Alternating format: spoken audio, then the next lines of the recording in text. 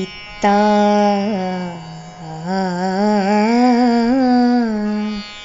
ಕುಂತಿ ಭೋಜನೆಂಬ ನೃಪೋತ್ತಮನ ಭವನದಲ್ಲಿ ಮುರಹರನ ಅತ್ತೆ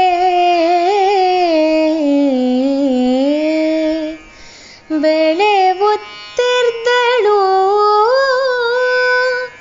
ಆ ವಸುದೇವ ನೃಪನ ಅನುಜೆ ಹೆತ್ತವರಿಗೆ ಓಲೈಸುವರಿಗೆ ಮಹೋತ್ತಮರಿಗೆ ಉಳಿದ ಅಖಿಳ ಲೋಕದ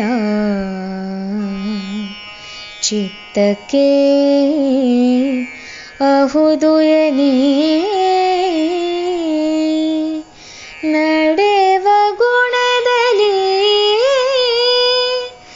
ಮೆರೆದಳ ಕುಂತಿ.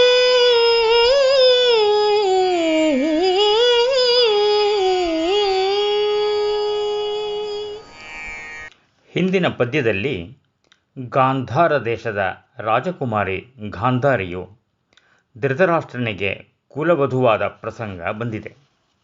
ಇದರ ಮುಂದುವರಿಕೆಯಾಗಿ ಇತ್ತ ಎಂಬ ಪದಪ್ರಯೋಗವನ್ನು ಕಾಣಬಹುದು.